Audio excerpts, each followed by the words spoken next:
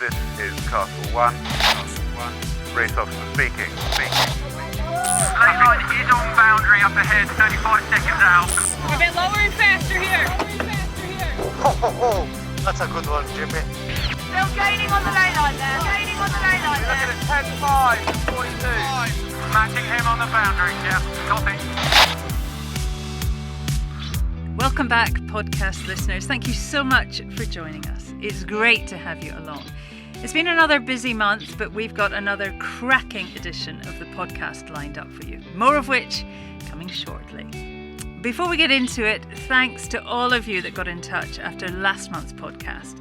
Glenn Ashby was a very popular guest. So again, a massive thanks to Glenn for giving us his time, and to all of you that tuned in. Thank you. And thanks to all of you who've taken the time to head over to buymeacoffee.com. It's really appreciated. I know we say it every month, but this podcast takes quite a bit of work, and Tim and I would really like to try and stay ad-free. So to all of you that have already shown your support, a heartfelt thank you.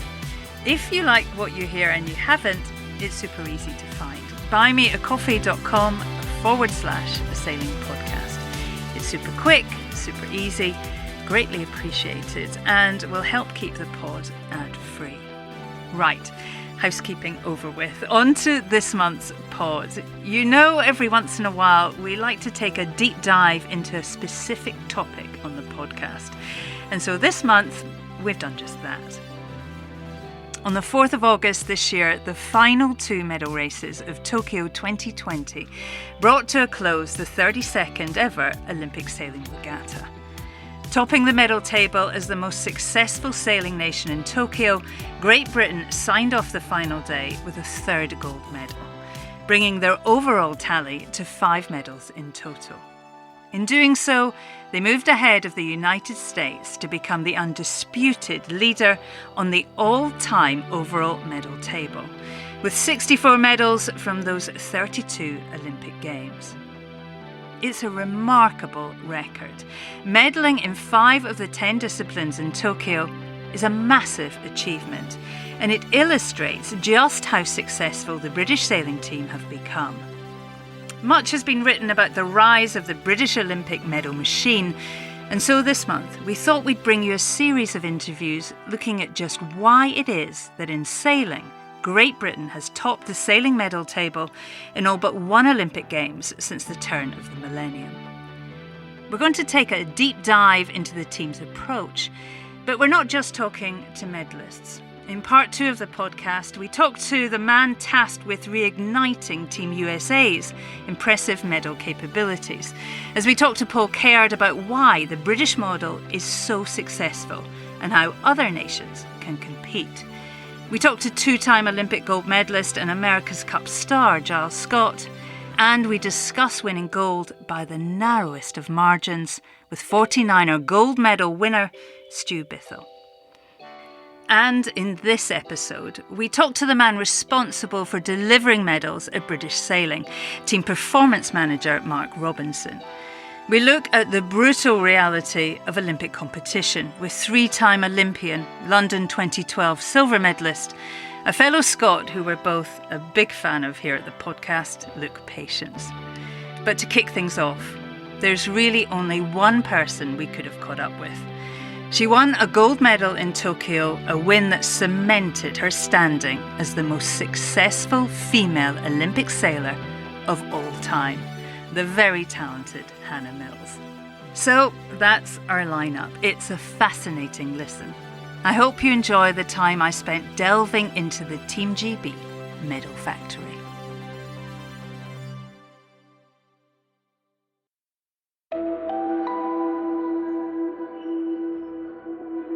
In the build-up to London 2012, much of the hype around the British sailing team centred on a man who had the opportunity to become the most successful Olympic sailor of all time, as Ben Ainslie prepared to try and win his 4th consecutive gold medal. Around him, Ian Percy and Bart Simpson, Paul Goodison, Nick Dempsey and Bryony Shaw, all former medal winners looking for home success in Weymouth. And amongst them all, there was one sailing debutante that really piqued my interest. At just 24, she was the rising star of British sailing, but competing in the 470 class, Hannah Mills, along with her crew Saskia Clark, were taking on the then dominant New Zealand boat. The British pair ultimately won silver. Talking to Hannah years later on this podcast, she revealed just how crushing that defeat had been, how winning silver had motivated the pair to go on to win gold in Rio.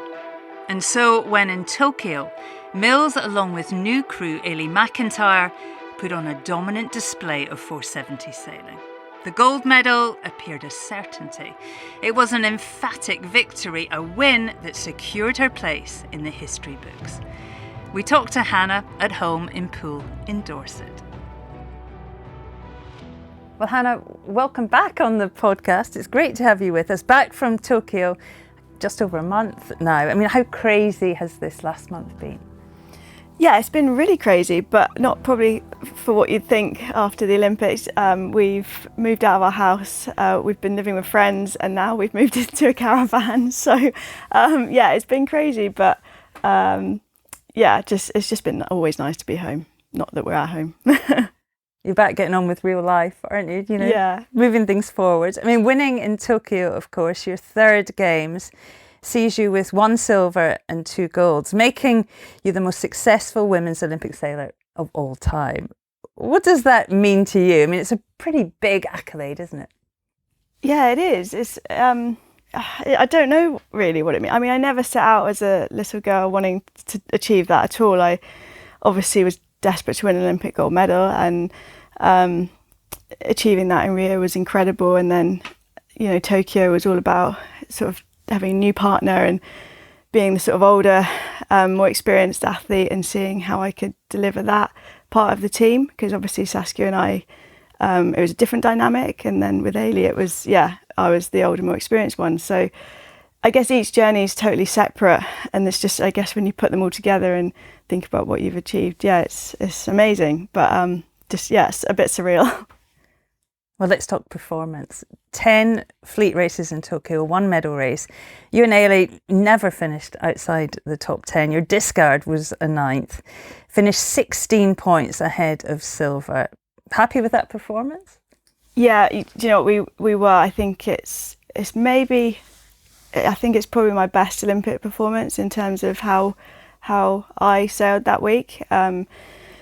It was a lot lighter winds than we were kind of expecting for Japan. Obviously, we had a great first day with some nice wind, and then, yeah, it got lighter. And pretty much every training camp this last year has been pretty light, and we've been panicking, thinking, my God, we're going to get a good 20-25 knot day at the games, and we've literally not seen it for over a year. So, yeah, we were pretty nervous, but about that cropping up. But yeah, it turned out to be a super light game. So actually, all of our kind of training was coming into its own, and I would say that's probably historically been mine and Ailey's weakest condition. I'd say we're kind of fine in everything, but that would be our weakest, and we've made massive inroads in that area. So to be able to put it together in the lighter winds at the games was really, really pleasing. We're looking at performance in this podcast. And I remember sitting with you a year out from Tokyo, so back in August 2020, when the games should have been taking place, and you talked about the impact of a delayed games. What did you do in that extra year? How did you use that time to maximise your performance? Yeah, we obviously looked at where we were at currently in terms of our performance and the gaps that we still thought were missing and would have been missing had the games been then. And fitness was a massive area that due to various reasons I hadn't got where I needed to be, and Ailey still had some good gains she could make. The 470's become a lot more physical with all the pumping and rocking downwind and pumping upwind for the crews. So we felt that was a huge area of gain for us as a team. And then also for me personally, the medal race sort of approach and the way we go about that, sort of the control versus strategical decision making, and actually that at the games carried right through into our fleet racing, sort of how the second half of the week, how we sailed that in a really calm, controlled way. So yeah, I'd say those were probably the two biggest areas we worked on in that extra year and made a big jump in. Team GB always look very well resourced in the boat park at a big regatta. But give us, if you can, a little glimpse of behind the scenes. To your mind, what things did Team GB do that helped you and Ailey win? I think the biggest strength of Team GB is just doing all the stuff behind the scenes that we wouldn't even know about that needs to happen, and not there's never a moment really where we're distracted by anything other than our performance and what we need to deliver. And I know at the games there's always a bit of a sideshow of chaos in the background, just the logistics, the organisation, particularly this time with coronavirus. So yeah, I'd just say they're just phenomenal at that part of it, and there's so much focus on allowing the athletes to get the job done. It's a big deal, particularly in sailing where it's such a long event, you know, and those incremental days of exhaustion add up and add up and add up. And so to be able to not have other things taking energy away from you because they're being done is massive. Yeah, there's a lot less noise. A lot less noise, yeah. Shorter checklist. Exactly. Emma Wilson obviously got the British medal haul rolling with a bronze in the RSX. Then that phenomenal day, gold for Dylan and Stu in the 49er, gold for Giles in the Finn, silver for John and Anna in the Nacra. All that going on while you're out there fleet racing. I mean, are you aware of that? What's going on the medal race course? And maybe give us a glimpse of what that does to the mindset when all around you, your teammates are medaling. Yeah, I mean, that day was insane. But yeah, as you say, we were out fleet racing, and you've got no idea because there's no comms back ashore. So yeah, we were coming in just thinking, oh my God, we could be coming into like the biggest party, or we could be coming into like a horrific scene. So yeah, and when we were coming in, I think Giles was racing. So we came in and we saw the flag up on Dylan and Stu's boat, and we're like, oh my God, like, what does that mean? And then we found out obviously that they'd won, and we found out that John and Anna got silver, and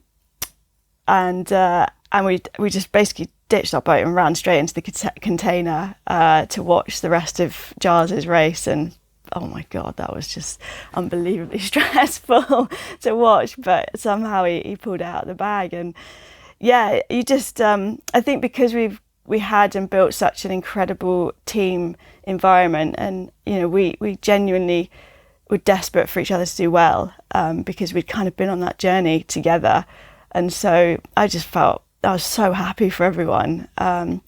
It was awesome. But sort of on that point, I think what always astounds me at the games is how amazing the people are that don't achieve what they want to achieve. And especially this time, I thought the guys and girls who hadn't medalled and had obviously gone there wanting to and been able to, that, you know, they were just so supportive and kind of put their emotion and everything that had happened to the side to support the rest of the team. And I just think that's pretty incredible. Yeah.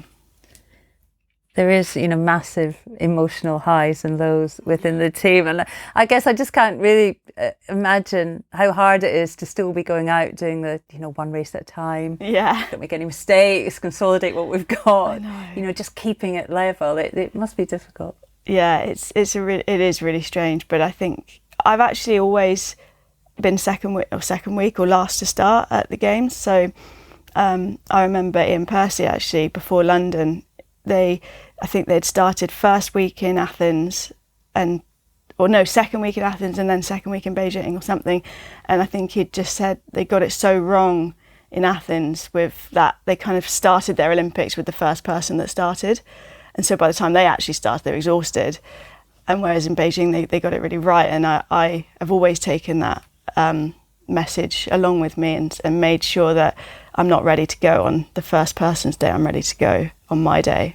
And I think that's a really important aspect of starting towards the end of the week. Good advice. You sailed the medal race, you needed to finish 7th or better out of the 10. You finished 5th, but the French boat protested you, accusing you of letting Poland in front of you. Just talk us through what happened after you crossed the finish line. Yeah, so across the finish line, and obviously just overwhelmed with the fact that we'd done what we'd done and managed to win. And I was just so happy for Ailey, because obviously she dreamt of it since she was born, winning a gold medal. So yeah, we were just obviously over the moon. And the jury, I think, came over and said that we were being protested by the French. And so I got in the rib with Joe, and we went over to the jury to kind of find out what was going on. And they were all in a big bundle of ribs, and they just said there's been a protest, and actually we're going to take it ashore, and so we can sort of do it properly and review the footage and stuff, because I think it was a sort of situation where it wasn't, you couldn't just say there and then their decision. So I got back in the boat, and we had to do the flyby past everyone, which was a bit awkward and a bit weird. And then we got in, and it was kind of just pandemonium, really. Like, everyone was everywhere, and I just sort of walked away and got our rules and strategy guy, Mark Russell, and we chatted it through. And, I felt at the time very confident, because I knew we hadn't done anything wrong, but I understood that maybe from their position they thought we had, or whatever, I don't know. And so then we went into a normal protest hearing ashore. Oh, I feel nervous just even talking about this. It must have been so nerve-wracking. A disqualification would have ended any hope of a gold medal. I mean, how stressful was that time? Yeah, well, it was really stressful. It was more, I was a bit angry, because I really felt like they'd taken our moment away from us. And I was quite hurt and sad, because I've had a really long career racing against, or particularly the helm, Camille, and we've never had any issues. There's a lot of respect in our fleet, and I've got a lot of respect for them as a team. They've been incredible competitors over the last 4 years, and so it was more that it really hurt that they thought, even could think that that's how we would go about that race. And I understood it was really, and I wish I'd never been there. I wish I'd never been involved in anything that would decide anyone else's medal. That's never where you want to be as a competitor. But we were, unfortunately, and all that was going through our head was just getting to the finish line, and not causing an incident, and not breaking a rule, and that was that. But ultimately, sport is sport, and competitiveness is what makes you good at what you do. And in that moment, if that's what they thought, then they had to do what they had to do, and that's cool. But the jury hearing was absolutely, it was quite straightforward, really. Reviewed everything, asked some questions, and got resolved really quickly, which was nice. And then actually at the medal ceremony, we chatted, and we sort of hugged it out, and all was good. But it was a bit of a shame that had to happen. Looking back, Hannah, as we said, looking at the numbers, a convincing win, but not an easy victory. Winning gold isn't an easy process. For you, Hannah, what were the hardest obstacles to overcome in winning this gold? I think for me, definitely getting the mindset right was the hardest thing this time around. I think when you've already won before, it's a very strange mindset that you need to get the right mindset to be able to do it again, and it's not always the same as it was the first time, because you're a different person and you've already achieved it. So there's always that thought in your back of your head of, well, I've done this before. Everyone thinks I should be able to do it again, but I know that there's lots of things that are out of my control or are in my control, but we haven't quite got right. So there's always doubts. For me anyway, there's always doubts, but I think that actually drives me forward to be better anyway, those doubts. So the mindset is a really, really I find it so interesting, particularly in sailing, of how individuals get to the right mindset for the job they need to do on the day. And what does the right place look like, Hannah? Describe it, and how do you get there? So for me, and as I say, it's probably different for a lot of people. For me, it's a buzzword I guess I use to focus myself is control, and that just focuses my mind into the right level of risk to take on a given day or a given condition, and how I communicate and sort of discuss the strategy and stuff with our coach and then with Ailey on the race course. So that word, I guess, for me sort of makes me think about each of those different areas, and in that moment or that race or that day, who I need to be and what I need to deliver. You've done 3 Olympics now. I mean, you've won twice, silver medal also in London. You know what it takes to win. Why do you think you did win and others fell away? I think this time round, is probably the time I'd say our team, the whole British sailing team, had the biggest advantage of an Olympics, just with our setup and the sort of difficulties that the coronavirus put on the Olympics. I think we as a team managed to make into opportunities, much more so perhaps than some of the other teams, and I think that did give us such a massive foundation to be able to perform at the games on. So I'd say that's a big part of it, for sure. And then I guess I've always been at the games and been able to look at the other competitors in our fleet, and you can kind of pick out who you think is going to be strong and who you think's probably struggling, and it's just little things with how their dynamic is in their team, how they're sailing before the competition. Are they still enjoying it? Are they getting on well with their coach and their other team members, and are they the same as they are in training or in other big regattas? And a lot of the time they're not. And I think at the games there's so much distraction and sort of there's a bit of a circus going on because it is the Olympic Games. And I'd spent the previous month and still every day at the games feeling nervous and sick and anxious and couldn't eat, could barely sleep. It was just like this marathon of horrible, stressful days.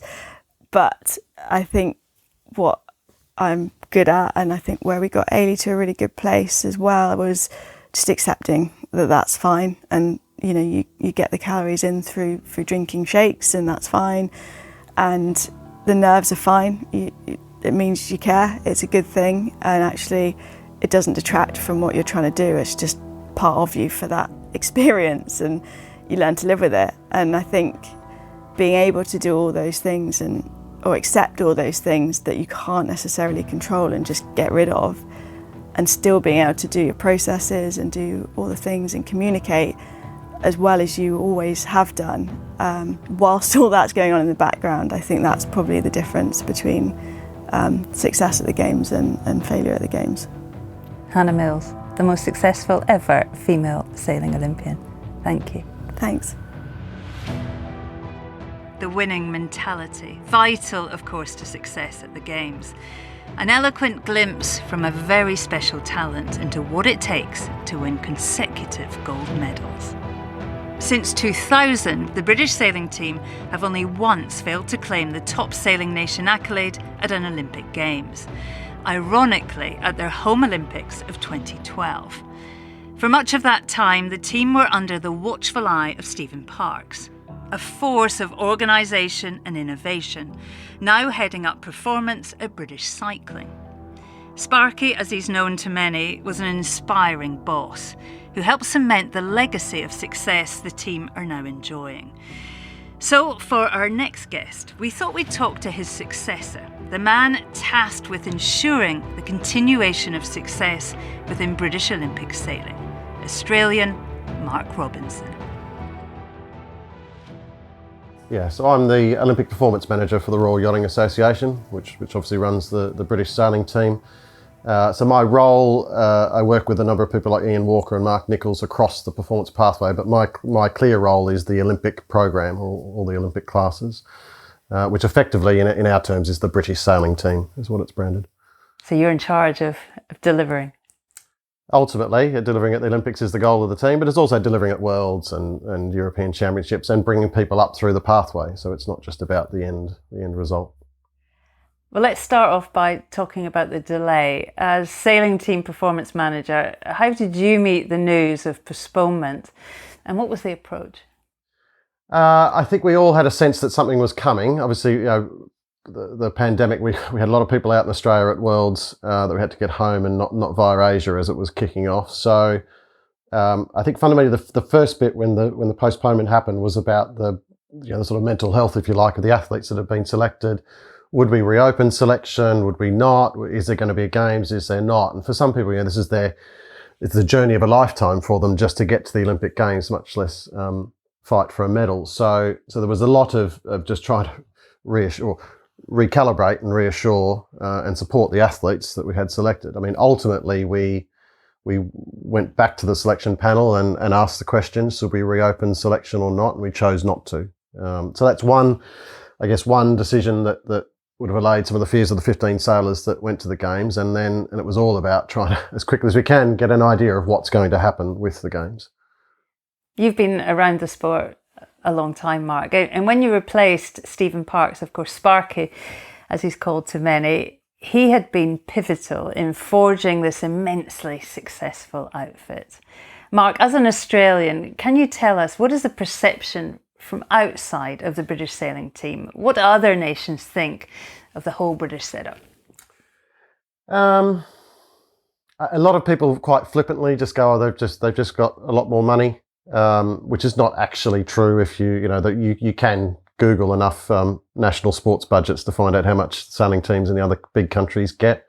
What I would say is it's got a very strong structure, if you like. It's got a very broad-based pathway in the country of sailing.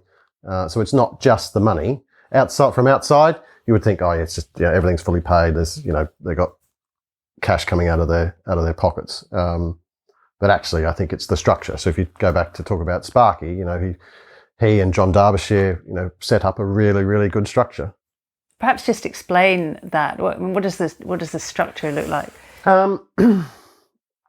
It starts obviously with the youth and junior program that's been very, very successful. The RYA's youth and junior program over many years. It is challenging to keep that going in ever sort of increasing costs and budgets not necessarily going up. But it's a broad base that I think effectively relied on oversupply, if you like, if that makes sense. So always lots and lots of good kids coming out of youth and junior classes. And then it's a question of when the Olympic program takes up, what is the development process for that? And it's been different. I mean, in your own campaign, it might have been a one boat program. Now we're probably more so where we can into a squad based program. So we can develop in amongst ourselves, but obviously the challenge of sailing is one boat goes to the Games per class, and then there will inevitably be some infighting as you fight for the spot. Why go down that route? Why pick the squad system? Is it a case of just stacking the odds? It's not always that way. I think it depends on the class. You've seen in the past, in Beijing, London, Rio cycles, sometimes the star boat is just one key player that's been there before with a training partner for next time, which is what John Gimson was doing for Perth in London. And in other ones, it's been a big squad program. I mean, ironically, in London, where Sir Ben was clearly the dominant player, there was a squad in the background with Giles as the lead, and they did play an important part to Ben, even though there was this rivalry for who was going to get the spot. So it's not one size fits all, but in general, most of the countries, if they could run a squad system, if they could hold it together with the tension of selection, and they could afford it, they probably would.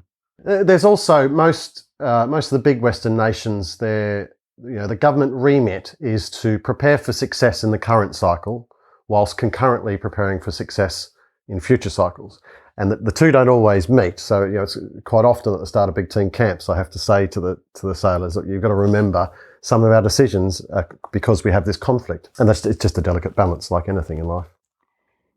How important is budget in sailing medals, Mark? I mean, in the boat park, I'm assuming Team GB is close to the top of the list when it comes to available resources, budget-wise. How important is that in the quest for winning?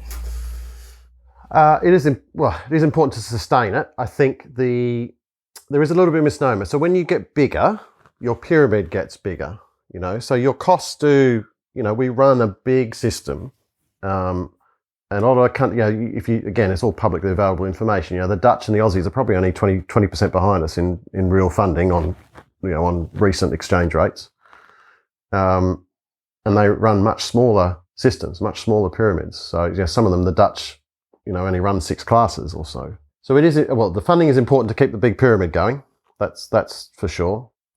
But equally, others have found ways of doing it with less money.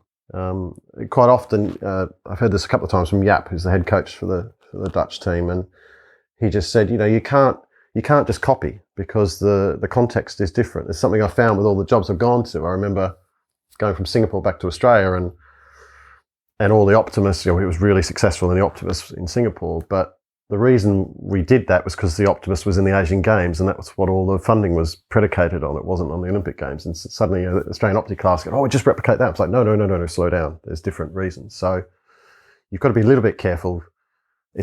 Money is important, but it's not the be all end all, if that makes sense. You know, there's a lot of investment in the British team. You know, how does that relate to medal success? There's been a lot of investment since lottery funding came in all of British sport, and obviously the results of the Team GB and Paralympics GB have been quite successful. I think it's important, but it's not the be all and end all. So a reflection, something that Victor once said to me, Victor Kovalenko, obviously, you know, arguably the most successful Olympic coach of all time. He said, like, you need time, system, and money, probably, and I think it was probably in that order. So, you know, yes, money helps, but without a system and without enough time, you're not going to get there as well. I think, you know, the amount of money we've got in the system here helps sustain it, if you like. So you know, on reflection in the last week or so, you know, what has this team done? It's done it time after time after time. Now, yes, it's fluctuated, 3 medals in Rio and 5 here and 6 in Beijing and so on, you know. But it's been able to sort of maintain that, and I suspect the answer is that you probably need to get to a certain level of investment to get a system to that level for it to then roll on, if that makes sense. I mean, in the bigger Team GB picture, where does sailing success in Tokyo sit? How good a games did the sailing team have? Very good, I would say. I mean, our government target, again, is public knowledge, was 4 to 7 medals, no colour. But I always say as well, I mean, it's a funny one, you know, internally for me it was like about the top nation, and that's probably the person coming in from the outside saying maintaining that legacy.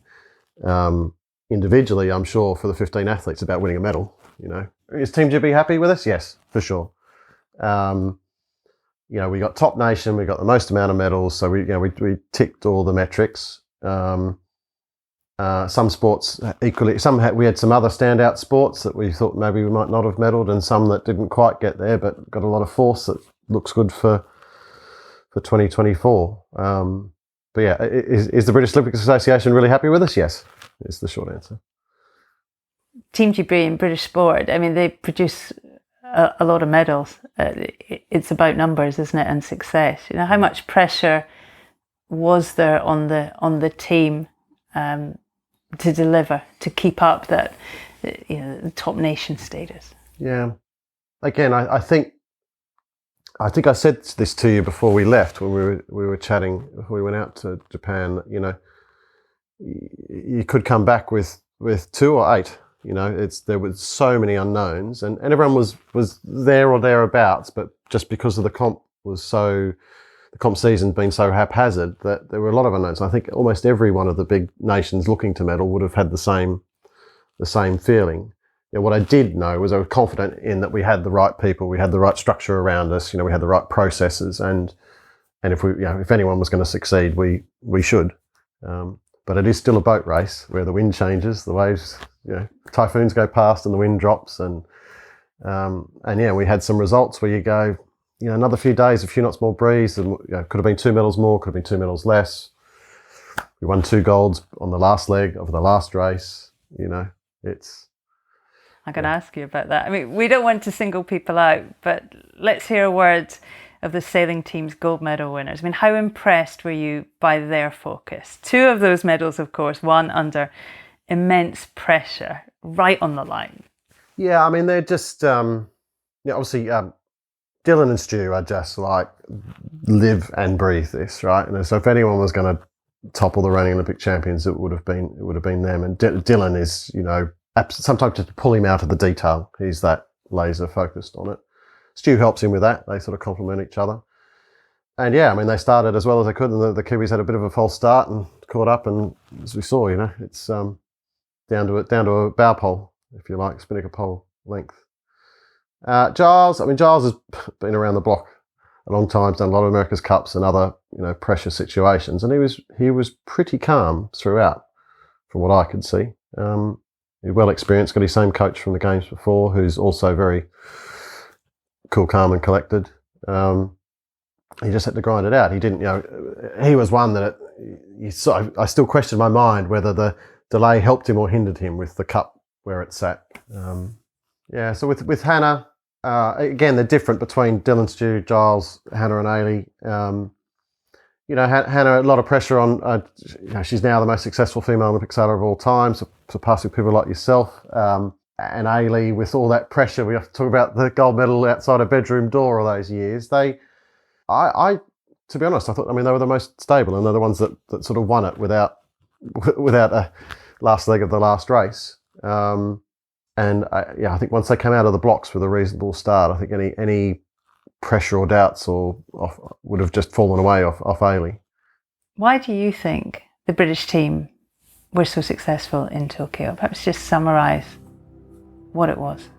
A good group of athletes with a mixture of experience and new people that could bounce off each other. I think a lot of attention to detail in planning, in all of the stuff that you never see but sits around the outside that just makes it feel like it's happening. Was hard in a pandemic where some people's results started to wane a bit for different reasons. Some genuinely a concern, some trying different things or whatever else. But I genuinely think they went in there. The sailors and the 15 sailors and 10 coaches went in there going, we are fully confident. We know everything we've done is right. We've got all the support we need, and off we go. Mark Robinson, thank you so much for your time. Thanks, Shirley. A bit of an insight into what makes a winning team at the very highest level from the performance director, Mark Robinson. Discussing there the approach of the British sailing team to the unique Olympic build-up to Tokyo 2020. Throughout the interviews for this podcast, you'll hear several athletes mention the attention to detail, the mitigation of risk, taking care of as much as possible to give themselves the very best chance of a medal. But sometimes, despite all that preparation, that's just not how it works out.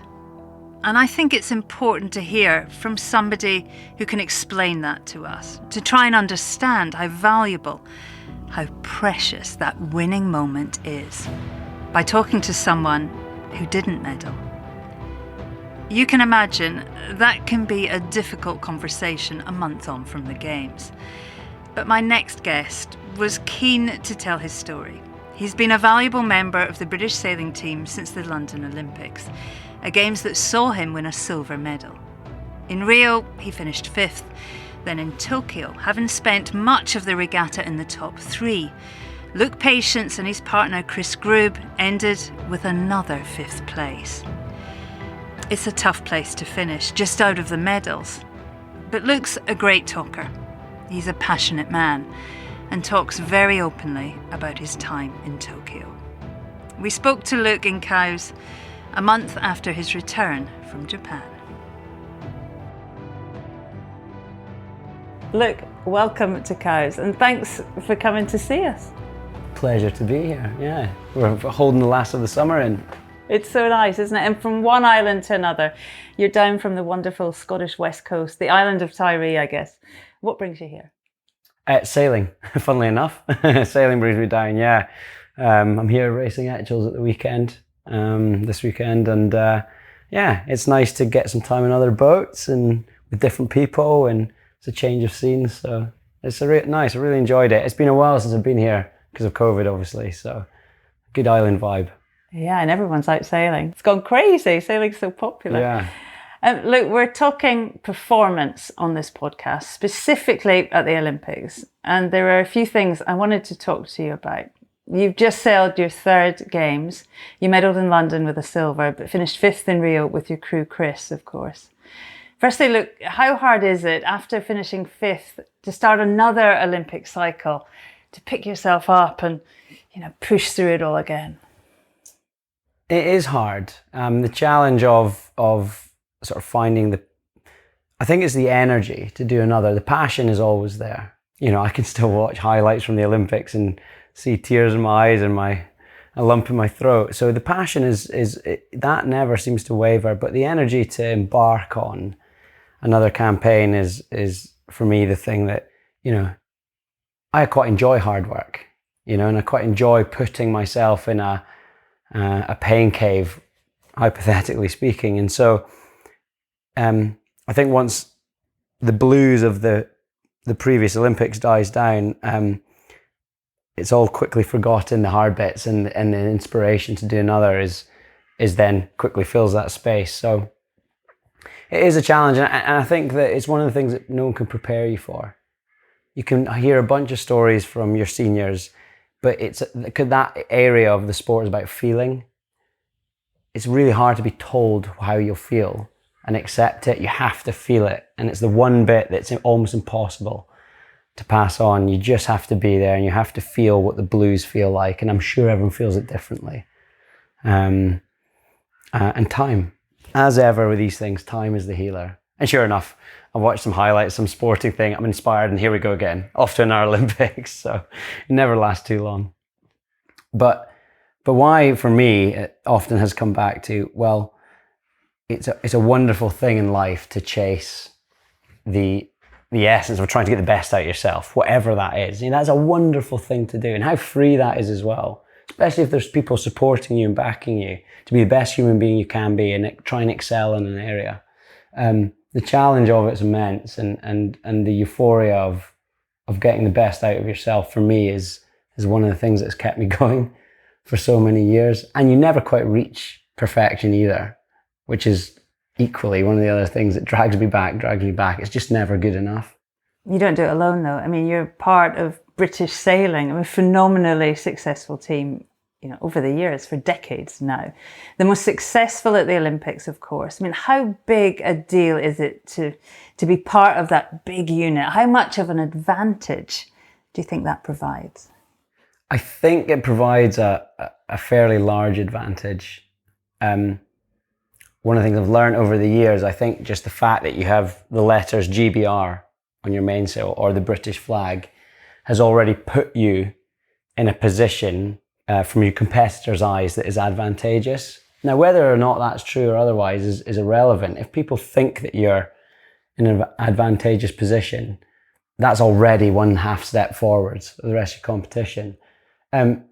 Being born British and being access to what is to date the world's most successful Olympic sailing team, and seems to show no signs of stopping either, is a great advantage. The wealth of knowledge, the depth of talent, the people that you can pick up the phone to and ask questions that you have about what you should be doing next or what you might have experienced in your own time sailing. That's a massive thing.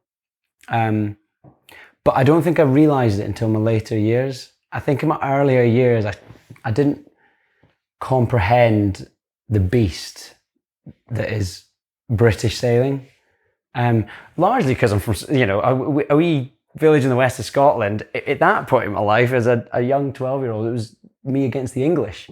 For example, the scope to think globally wasn't even remotely there. I think it's taken probably a decade in my career to realise how fortunate I am to come from the UK, especially when we have foreign training partners and you get a wee insight as to how their federations work and how their systems work.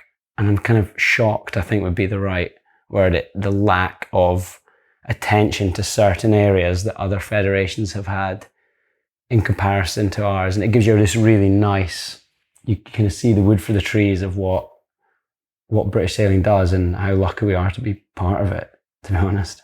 What kind of thing? Give us some examples.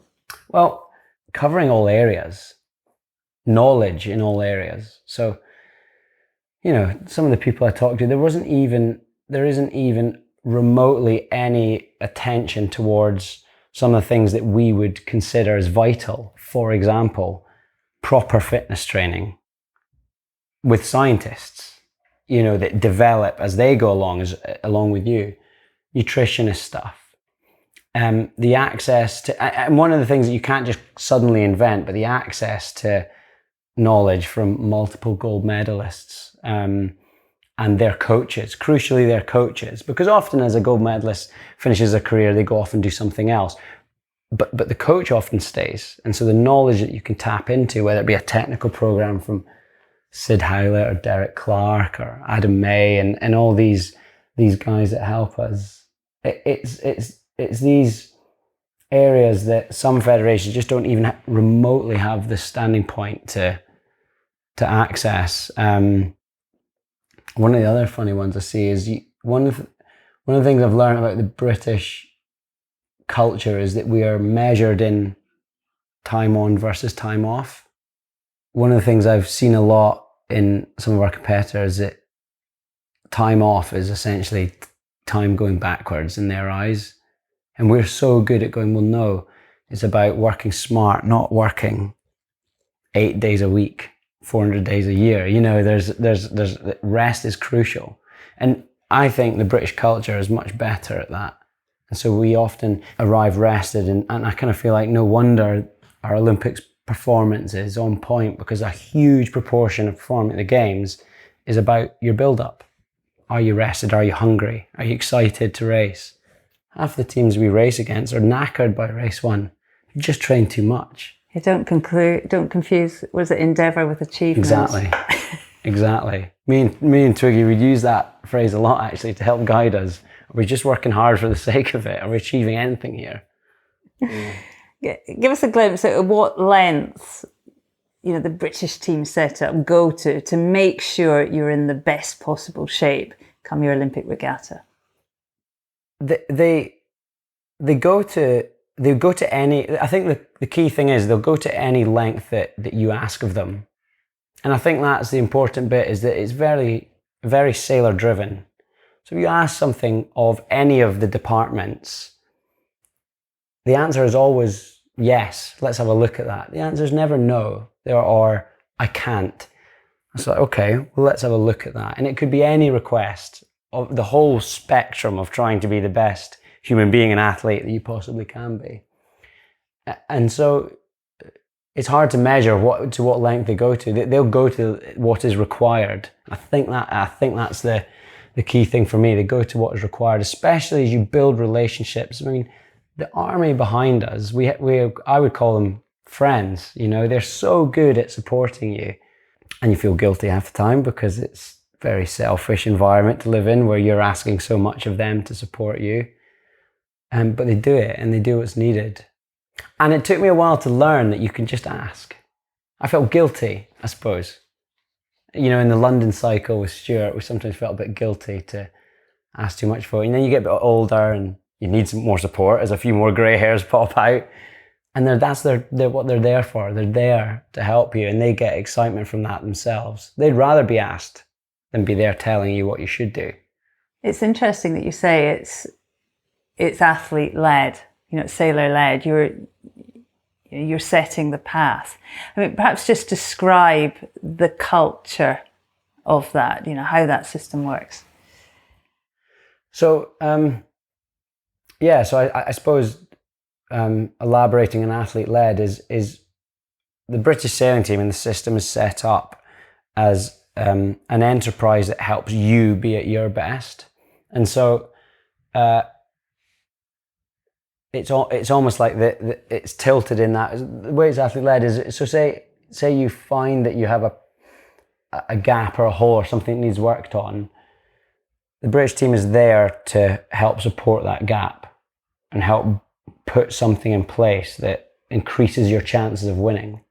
And crucially as well, increases your chances of not having any glaring cracks that will let you down at the end of the day. And the system is there to allow you to do your best. So it's not there to push you or guide you in certain areas. It's there to go, we've got you.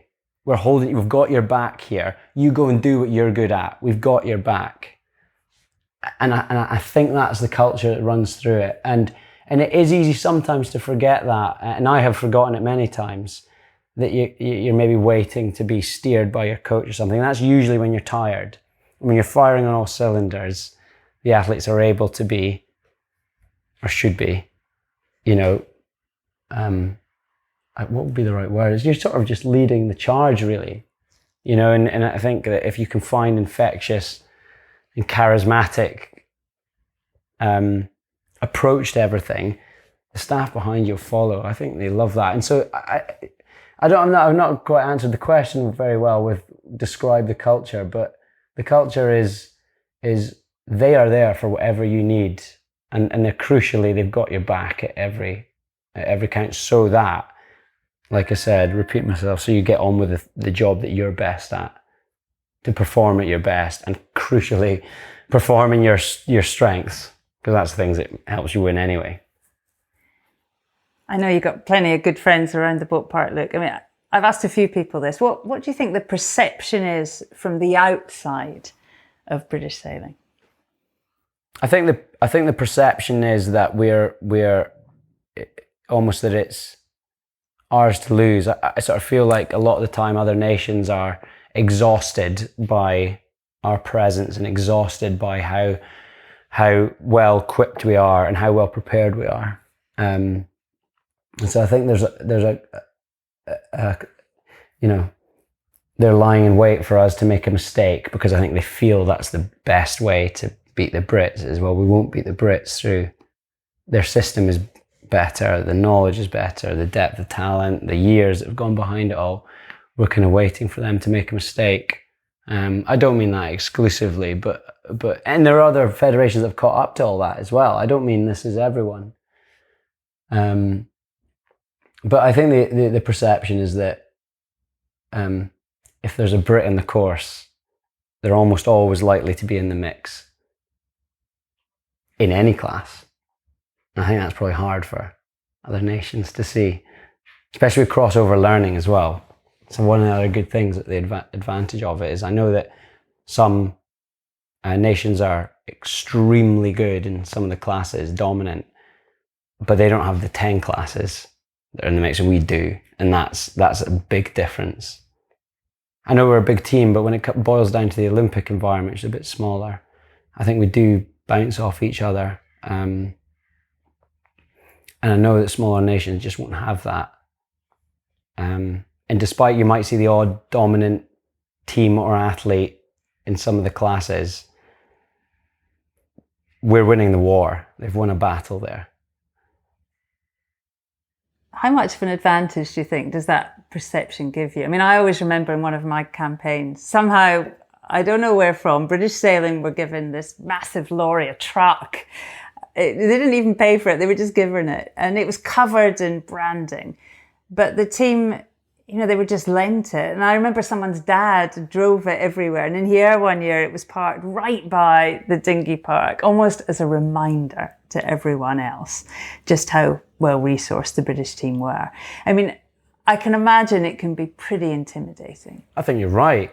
I mean, we're talking from the privileged position that we're on that side of the fence. So we're probably almost guessing how the others feel. But I'm a massive believer in perception. And if you like, the mind games, not that you're necessarily actively playing mind games, but could be something just you're wearing matching tops.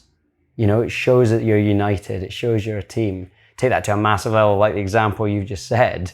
We've got a truck and we might be sponsored by a champagne and a beer company. Like, we're expecting success here. We've got nice sofas for our corporates that want to come that are helping back the team. And I'm a big believer in that, massive believer in that. That sort of mind game doesn't go unnoticed. Definitely doesn't go unnoticed. It doesn't necessarily directly relate to me finding the right wind shift on the race course and sailing my boat faster. But as we all know with sport, you're trying to piece together about 1,000 ingredients to make your chances just a little bit better. So that's one of them. Let's talk about Tokyo. Look, the 470 was the last class to start racing, wasn't it? I mean, what's that like when the windsurfers and the 49ers, the lasers, they all get their regattas going and you guys are you're still waiting? I think that's a choice, how you deal with it. I think it's a choice. You can choose to jump on board with the successes of the people before you, or you could choose to shut yourself away from it if it's going to distract you. I dealt with it in the former. You know, when Emma won her bronze medal, I think she inspired the whole team. You know, I used her success and if I'm honest, just her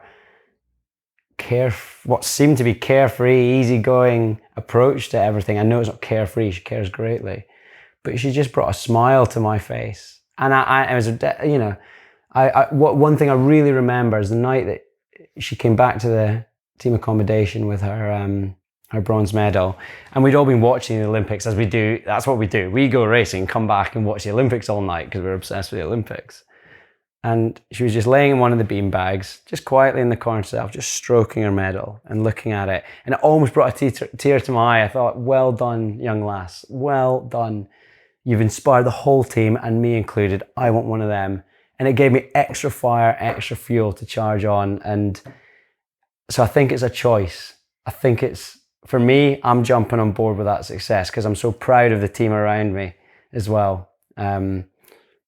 Yeah. It's hard being a second weeker. It's hard. You wait a lot longer. But when I was in the team, I always remember no one was allowed to pack up. So all the boats remained and all the other teams had all packed up. But we still had 10 boats in the park. And it really made me smile that that's still a ritual. It's a rule that still goes on today. British boats all still there.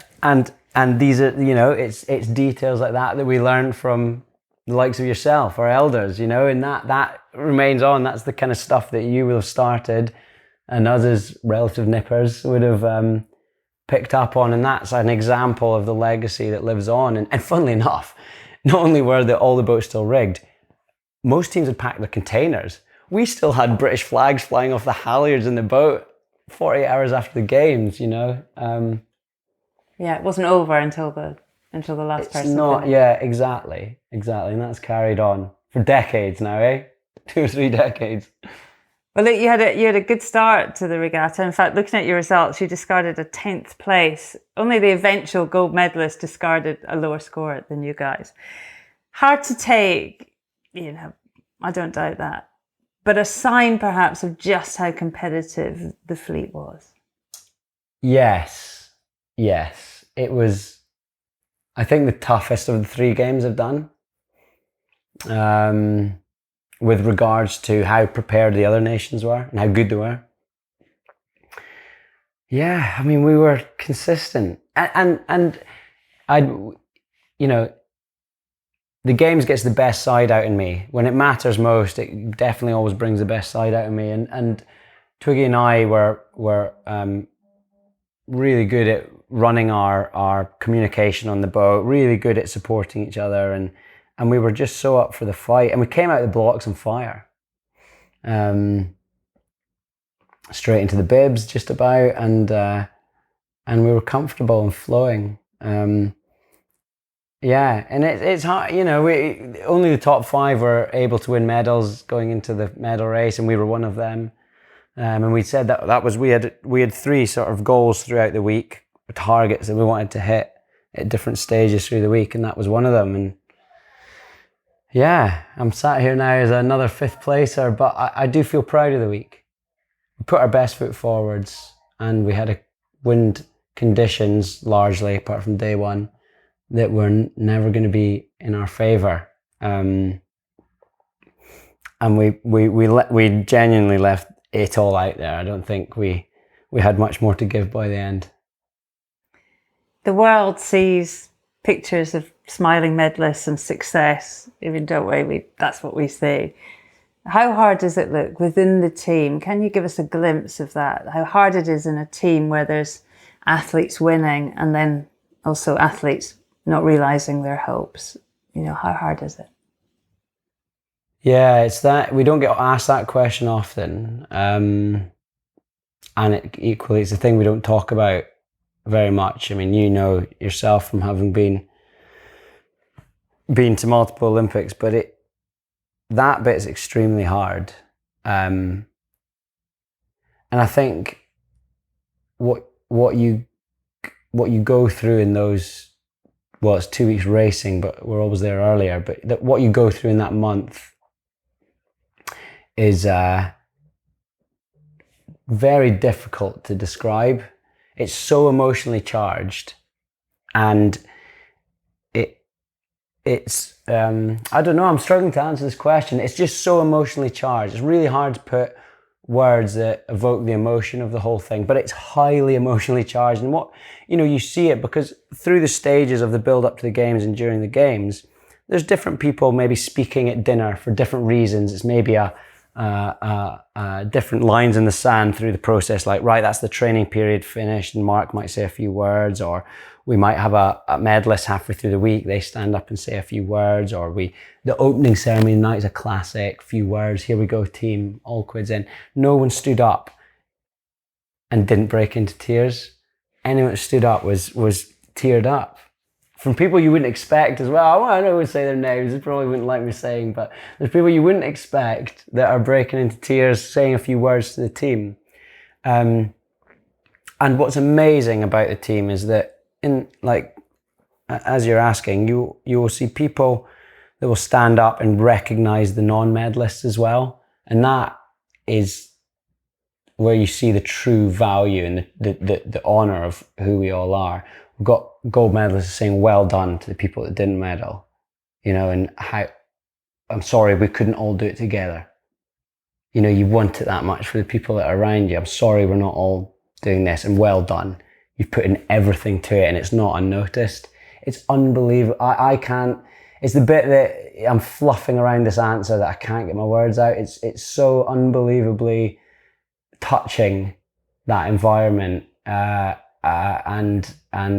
those are the bits that I'll never forget, never be able to explain very well.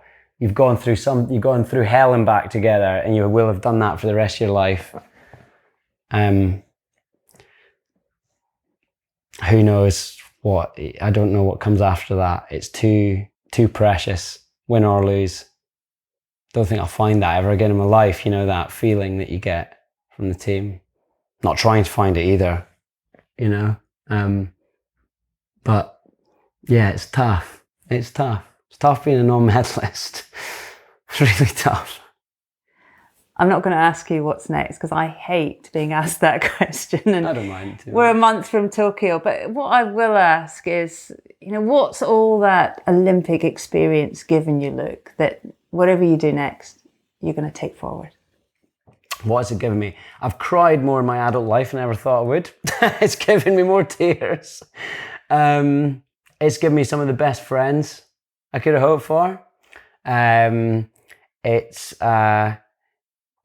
given me wonderful things that you never think are going to come with it, like your ability to inspire kids to go and do it. Goodness, none of these things is why you embark on it, and these are some of the delights that come with it. It comes with a bit of weight on your shoulders, like remember people are looking at you, act honourably, act in a good manner. But beyond that, it's given me the ability, I think, to really, really, really understand the human being I am. And that's brutal as well. We get shown this mirror time and time again of the person who you really are. And there are it's ugly. Not a nice thing, you go through this process and it's going to give me the ability to go, that's who you are, son. And that's what you like and what you don't like. And I can't really think of an environment that would that would be a better platform that would give you those ugly and nice answers as well. So I think moving on in my life, I know these are the good old days. How do you know when you're living the good old days? I'm living in them now. I have been for 15 years. That was them. And it set me up in a wonderful way I kind of feel like I could go and do anything. If I managed to go 3 Olympics and win an Olympic medal, I can do anything. You know, that as an 8-year-old, that seemed like an impossible task, especially as a wee lad from a fishing village in the west of Scotland. So it's just given me so much. I'm so thankful to it. And I'm not suggesting this is the end, but equally I'm not hell-bent on saying there's more to come. But I'm so thankful. And like things like the relationship with my parents and stuff, like that's just, they've been through it all. Like they've worked as hard for this as I have, you know, and I could not, and I could sit here and list people for half an hour that have helped. But the crux of it all, they've been there thick and thin. I can feel myself welling up now, but it's given me the most wonderful relationship with mum and dad. And I wouldn't change any of it for the world. Win or lose, I wouldn't change any of it. Look, Patience, it's been so good having you on the podcast. Thanks for your time. Thank you for having me. Look, Patience, a massive asset to British sailing. I hope you got a sense of just how passionate, how driven Olympic sailors have to be to come back time and again in the search for success, and at times at great personal cost. Look, thank you for your honesty, and to Mark and Hannah, many, many thanks for your time. You may remember earlier this year, we sat down during the America's Cup for a full-length podcast with Giles Scott, tactician for Ben Ainsley's Ineos team, of course. We asked Giles back in January just how he was managing an Olympic campaign while simultaneously sailing in the Cup. And in typical Giles fashion, very much seemed to be taking it in his stride.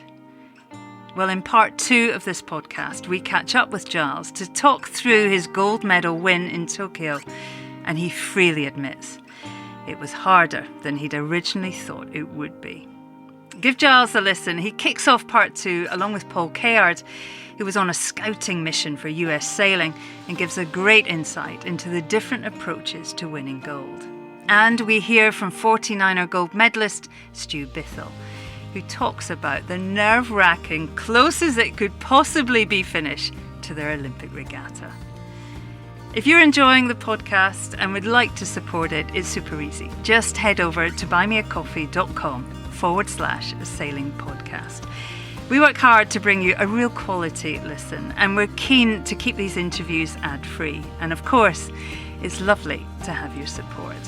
As always, to the talented Tim at Vertigo Films, a big thank you for putting these podcasts together. Until next time, thank you so much for listening. Have fun on the water and sail safe, everyone. This is Castle 1. Race officer speaking. Leyline is on boundary up ahead, 35 seconds out. We're a bit lower and faster here. That's a good one, Jimmy. Still gaining on the lay line there. Gaining on the lay line Looking there. at 10-5, 42. Matching him on the boundary, yeah, copy. This is Castle 1 standing by. Out.